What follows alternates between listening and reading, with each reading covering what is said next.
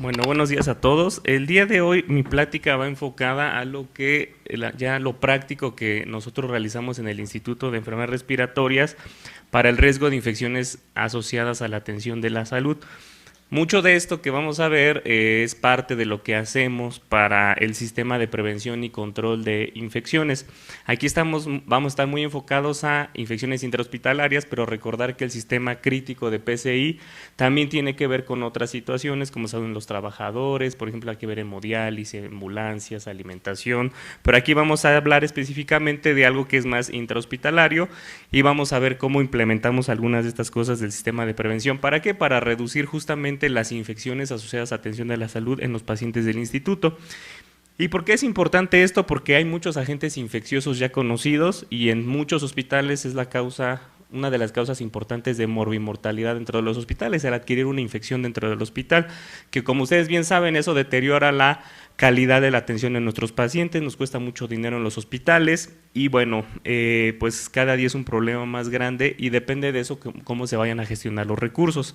Entonces los agentes ya están conocidos, sabemos cuáles son las bacterias, virus, hongos que están en los hospitales, pero también otra cosa muy importante que vamos a conocer es que estos microorganismos ahora no solamente se presentan en los hospitales causando las infecciones asociadas a la atención de la salud, sino que también ya son resistentes a múltiples fármacos y ahora es lo que nos cuesta mucho trabajo atender a nuestros pacientes. Un ejemplo de estas bacterias, estas infecciones asociadas a la atención de la salud que nosotros llegamos a ver, pues son los Staphylococcus aureus meticilinos resistentes, las enterobacterias resistentes a carbapenémicos, bacterias que ya solamente son susceptibles a colistina y que son resistentes a todos los demás antibióticos que tenemos disponibles y que a veces en muchos hospitales ni siquiera tienen ese antibiótico que es la colistina, enterococos resistentes a la vancomicina, muchas veces en centros quirúrgicos grandes, y otros hongos como Aspergillus candidas que se pueden hacer resistentes a los tratamientos de primera línea y que se pueden encontrar dentro de los hospitales.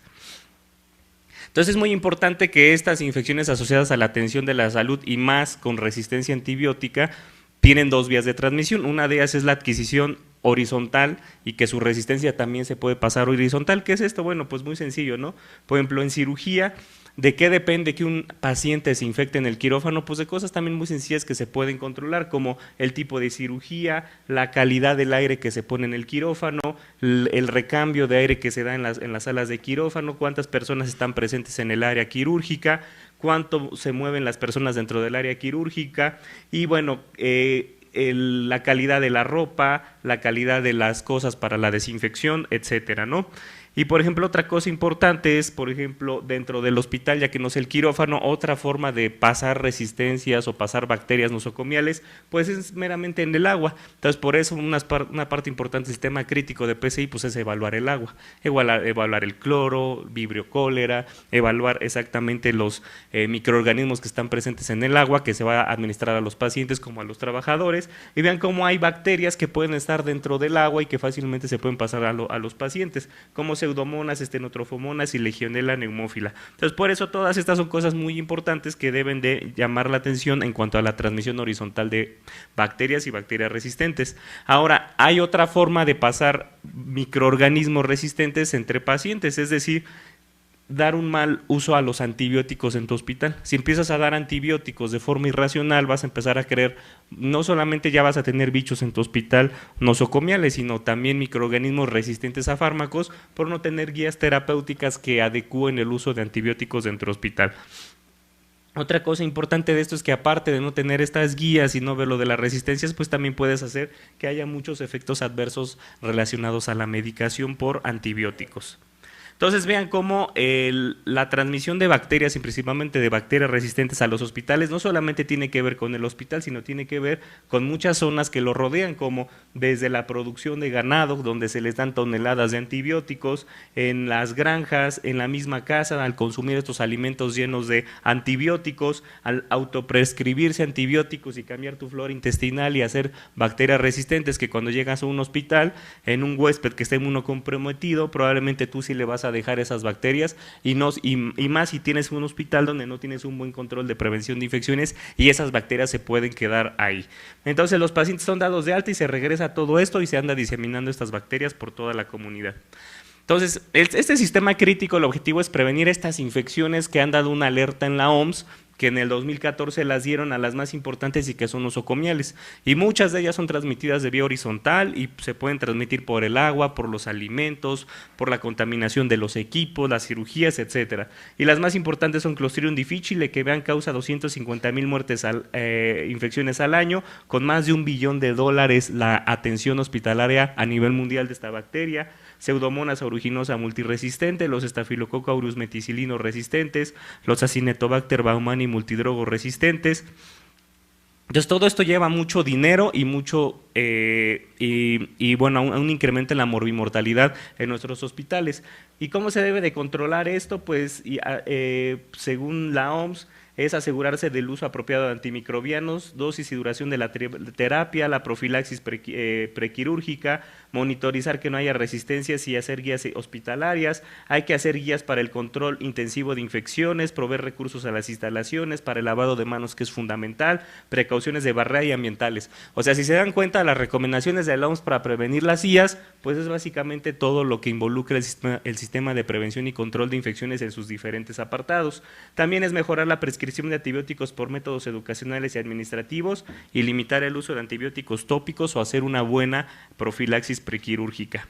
Entonces, y ya más resumido, cómo dice la OMS que debemos de combatir ahora estas amenazas, pero ahora que son resistentes a fármacos, prevenir las infecciones y la aparición de resistencia. Ahorita vamos a ver esa parte, rastrear a las bacterias, mejorar el uso de antibióticos y en hospitales o en instituciones donde se haga investigación, pues promover nuevos desarrollos. Entonces, les voy a decir por pasos lo que nosotros hemos hecho aquí para reducir bastantes infecciones y infecciones resistentes a ciertos antibióticos.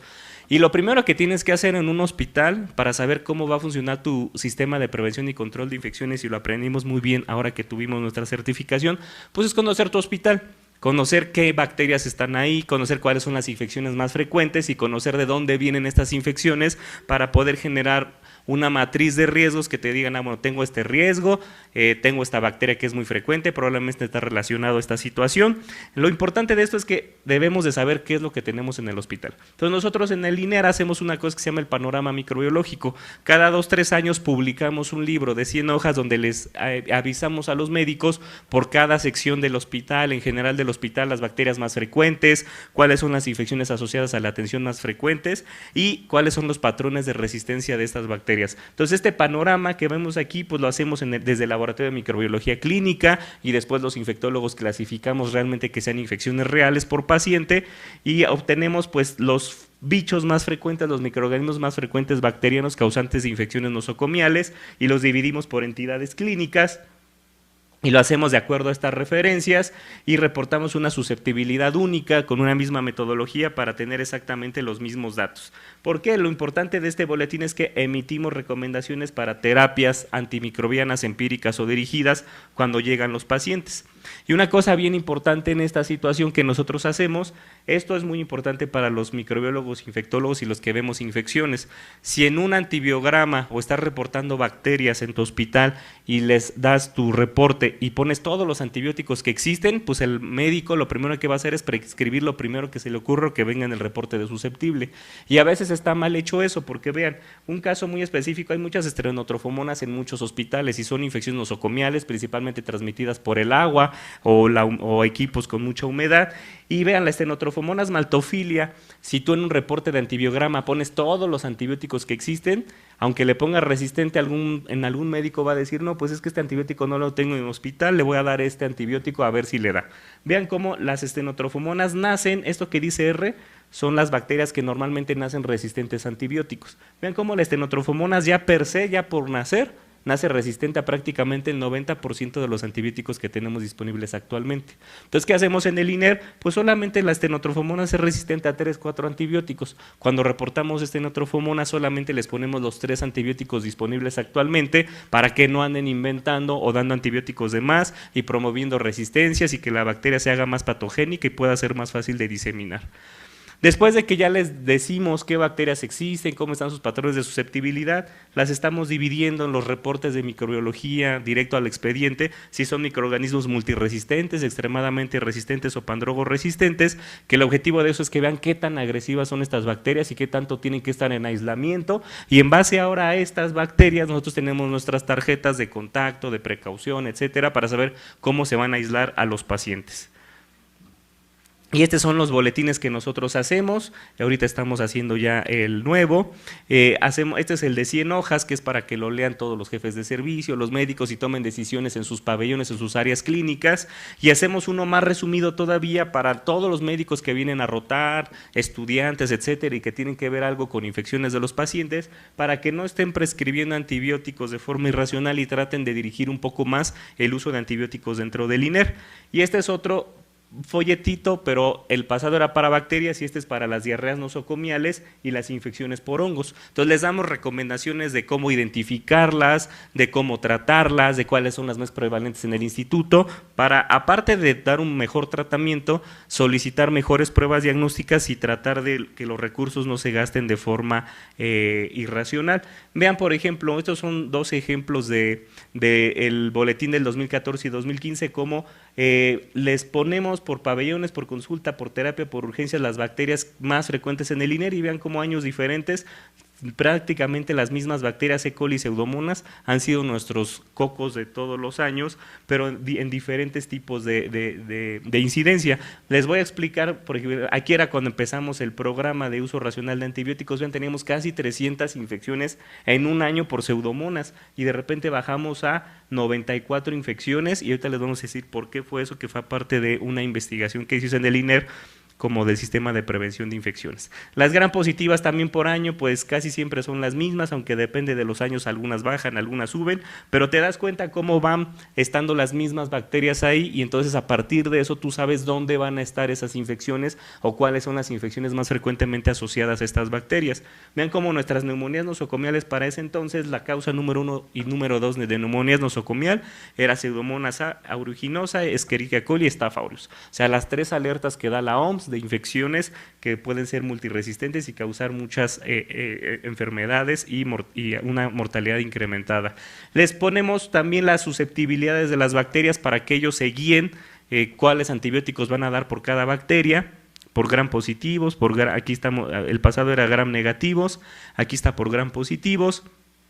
Y lo importante es que les damos una epidemiología general y luego nos vamos por pabellones. ¿Por qué? Porque vimos que a pesar de que somos un instituto grande, cada sección tiene patrones de susceptibilidad diferente, porque cada sección es diferente. Hay una sección de cirugía, una sección de terapia intensiva, una sección de tuberculosis, una sección de VIH. Entonces el uso de antibióticos, las precauciones estándar y todo lo relacionado a prevención y control de infecciones en cada zona era diferente. Vean, por ejemplo, en recuperación para ese entonces el 100% de los Staphylococcus aureus eran meticilinos resistentes, que esto es muy grave porque estos Staphylococcus aureus incrementan mucho la mortalidad de nuestros pacientes. Y en el pabellón 1, en esa misma época, nada más el 40% de los Staphylococcus aureus eran resistentes a la meticilina. O sea que esto es importante para saber las medidas que vas a tomar en esos pabellones en cuanto a prevención de infecciones. Y bueno, una vez que conoces tus bichos, ahora sí clasificas a las infecciones y vamos a ver cuáles son comunitarias y cuáles son adquiridas dentro del hospital. Aquí les paso una de nuestras gráficas más importantes. Vean, aquí esta es una de las gráficas que inicialmente le hicimos para conocer cómo estaba la incidencia de influenza, y todas estas barras naranjas son nuestras épocas, temporadas de influenza que son muy fuertes en el INER, y vean cómo cada que tenemos una estación fuerte de influenza, la tasa de infecciones asociadas a la atención de la salud, que es esta línea azul, se viene para arriba. Y algo importante, que justamente es en ese mes que también entran los nuevos residentes y mucha gente nueva al hospital. Entonces se eleva mucho la tasa de infecciones asociadas a la atención de la salud y luego disminuye. Entonces con esto también ahora estamos viendo cuál es la tendencia de nuestras IAS en el INER y cuáles son las más frecuentes. Dentro de todas estas hemos visto que la que más nos pega, como somos un instituto de enfermedades respiratorias, pues ¿cuál creen que es? Pues las neumonías, y principalmente las neumonías asociadas a la ventilación mecánica. Y es gracias a eso pues que empezamos a hacer varias cosas para atender a estos pacientes. El siguiente paso es ahora sí, bueno, tratar de manejar los antibióticos clave en el INER para evitar el desarrollo de microorganismos resistentes. Entonces los infectólogos nos armamos en un grupo que ahora coordino, y antes se daban los antibióticos a diestra y siniestra, ahora pues ya dirigimos más el uso de antibióticos y que son muy caros para evitar también la resistencia antimicrobiana, y ahora ya tenemos un control con farmacia hospitalaria en el apartado de MMU, donde controlamos los antibióticos, los efectos adversos y la preparación de estos medicamentos. El cuarto paso, ya que teníamos la estadística, ya que teníamos el boletín, ya que teníamos nuestras tasas de infecciones, ya que conocíamos qué tantas eran nuestras resistencias, ya que nos habíamos puesto todos la camiseta del INER de que íbamos a controlar mejor los antibióticos y a mejorar la vigilancia de las IAS, pues ahora sí se hizo que todos los infectólogos de forma obligatoria, pues teníamos que ir sin necesidad de una interconsulta a ver todos los pabellones del INER, viendo qué infecciones asociadas a la atención de la salud hay, viendo qué microorganismos resistentes hay. ¿Para qué? Para nosotros autorizar o no ciertos antibióticos, para establecer la colocación de ciertas medidas de precaución estándar y ver todas las cosas relacionadas a transmisiones horizontales o descubrir brotes en el hospital. Entonces empezamos a pasar visita, primero empezó un modelo en la terapia intensiva y luego se hizo en todo el INER, para después ya llegar a lo más importante, a cómo controlar muchísimas infecciones asociadas a la atención de la salud que llegaba a haber en el instituto y que seguramente hay en muchos hospitales, y pues es cómo controlar la resistencia antimicrobiana y la aparición de IAS, que es desde la higiene, la sanitización del agua, el control de las infecciones en todo el hospital y la vacunación. Por ejemplo, empezamos a ver factores de riesgo para ciertas bacterias. Aquí hay un ejemplo, los factores de riesgo para Staphylococcus aureus meticilino resistente, pues ver sitios de colonización, ver cómo están las heridas quirúrgicas, ver cómo están los pacientes que están invadidos, qué tanta estancia hospitalaria tienen los pacientes de terapia intensiva si tienen también una alta incidencia de esta meticilino resistente, cómo se usan los antibióticos en las diversas unidades y bueno, entre varias situaciones. Y si se dan cuenta, todo esto es lo que empiezas a ver como factores de riesgo de las bacterias que tienes. A lo que voy es que si yo ya vi que mis bacterias más frecuentes son Pseudomonas, E. coli y Staph aureus, pues me voy a ir a los factores de riesgo que tengo que ver que estén presentes en mis pacientes para ver si alguno lo tengo que modificar. Entonces había que identificar reservorios, cómo se estaba haciendo la transmisión, que muchas veces ya sabemos que es por la mala higiene de manos, y bueno, tratar de hacer la separación de los pacientes infectados, de los colonizados, de los susceptibles, ¿no? Y entonces con todo esto, pues con el programa de enfermería, con infectología, con microbiología, con dirección médica y etcétera, hicimos los Care Bundles, que es la estrategia de prevención de infecciones asociadas a la atención de la salud por paquetes de medidas que les invito a que lean, que están que están bien establecidos en el manual de la Red Hospitalaria de Vigilancia Epidemiológica. En base a estos Care Bundles, que muchos de ustedes deben de conocer muy bien porque es algo fundamental en el estándar de PCI, pues nos dimos a la tarea de juntar todos los equipos con enfermería de catéter urinario, de neumonías nosocomiales, etcétera, y ver todos los factores. Nos fuimos a pasar visita con ellos, hicimos varios grupos de trabajo para ver todos los factores que nosotros creíamos estaban asociándose a presentarse más neumonías nosocomiales asociadas a la ventilación en el INER, más infecciones por catéteres urinarios, y vimos que básicamente muchos de ellos eran los que teníamos que seguir del manual de la ROVE. Aquí les presento un ejemplo. El paquete de estrategias para prevenir la infección de sitio quirúrgico, pues es el uso de material estéril, la técnica aséptica, el corte de pelo con máquina en lugar de rasurado, la profilaxis antibiótica, la temperatura corporal, cuando el paciente va a entrar a cirugía y los niveles seguros de glucosa. Y entonces nosotros en el INER, junto con enfermería y el comité de infecciones, hicimos esta hojita de recolección y todos los días las enfermeras del comité de infecciones tratan de pasar con los pacientes que tienen alguna invasión o alguno de estas situaciones para ir viendo pues cómo está el catéter urinario, cómo está el paquete de neumonías asociadas a la ventilación mecánica, etcétera. Entonces miren, si se dan cuenta, aquí viene el paquete de neumonías asociada a la ventilación mecánica, aquí viene el paquete de infección de vías urinarias, el paquete de infecciones asociadas al torrente sanguíneo, y entonces con eso empezamos a hacer la medición de lo que nos estaba faltando en el INER. Y ven, en nuestras primeras mediciones en neumonía intrahospitalaria para el paquete de neumonías asociadas a la ventilación mecánica, estábamos viendo que la cama tuviera la posición adecuada, la higiene de la boca, el uso de clorexidina, la aspiración, la medición de la presión del globo, y lo que vimos es que nos faltaba mucho la medición de la presión del globo para que no hubiera datos de aspiración y que tuvieran más riesgo de neumonías asociadas a la ventilación. Por ejemplo, cuando hicimos eso empezamos a mejorar esto, se habló con terapia respiratoria, inhaloterapia, se empezó a hacer una medición más adecuada del globo y los pacientes y el personal se empezó a pegar más a los paquetes de medidas para la neumonía asociada a la ventilación mecánica. Y esto es nuestro indicador. ¿Y cuál es el resultado que se midió? Pues las tasas de neumonía asociada a la ventilación mecánica, que para ese entonces pues bajaron bastante. Aquí tenemos los resultados, por ejemplo, del paquete de infección de vías urinarias o de catéter urinario, que hay que ver la indicación adecuada, la inserción con técnica estéril, el uso de técnica estéril para el cuidado de la sonda, el uso del tiempo mínimo de la sonda y la higiene de genitales. Que veíamos que, por ejemplo, donde más teníamos problema era la inserción de técnica estéril, que nuevamente trabajando con enfermería, haciendo la recapitulación de la guía y haciendo más entrenamientos, se logró subir en 6 meses de 26% el apego a la inserción de técnica estéril a un 61%. En las infecciones al torrente sanguíneo también tuvimos varias cosas y que encontramos que lo que más dejaban de usar era la barrera máxima para colocar los catéteres y el uso de baños secos, porque eso fue una de las cosas que pusimos como un riesgo y que nosotros ya habíamos visto que era la cosa asociada a que hubiera más bacteremias asociadas a catéteres. Entonces, ¿qué hicimos en el INER? Pues incrementamos el uso de baños secos, pusimos lo de la barrera máxima. ¿Y qué pasó? Bueno, después de esto, después de 6 meses, vean cómo el uso de baño, compramos muchísimos y subió mucho el porcentaje de apego, igual de barrera máxima. Y de sitio quirúrgico, pues también teníamos lo mismo. Entonces, a lo que voy es que empezamos a meter los paquetes de medidas que costó trabajo, pero poco a poco se fue haciendo en el INER y empezamos a notar cambios en cuanto al apego a los manejos y a la disminución en la tasa de ellas. El sexto paso es la identificación de brotes de bacterias. Ahora que ya tienes todo esto, ya en tu pase de visita diario, con el comité de infecciones, con enfermería, con infectología, te puedes dar cuenta que algo no está sucediendo bien en el hospital. Y vean lo que pasó aquí, este es un ejemplo rápido. Encontramos que había en el periodo 2014-2015 muchas neumonías de forma normal por pseudomonas resistentes a todo lo que existía menos a colistina. Se nos hizo raro a los infectólogos, vimos que todo estaba asociado al parecer por una broncoscopía, que estaban asociados a la broncoscopía.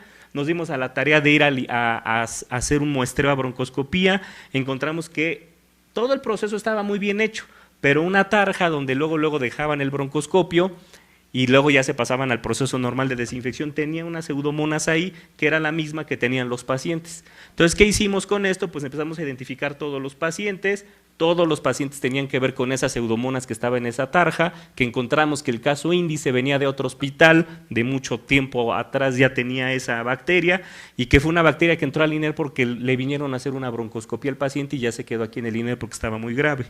Y empezamos a hacer medidas de aislar a los pacientes, las medidas de precaución, tratar a todos con colistina a los pacientes, y quitar esa tarja. Hicimos un proceso ahí de cambio. ¿Y qué pasó? Cuando hicimos eso, se vinieron para abajo todas las infecciones por pseudomonas en el INER en un periodo de 6 meses, y vean, de repente se quitan las pseudomonas resistentes a todos los fármacos. Entonces, una forma de descubrir un brote y que rápidamente se pudo quitar.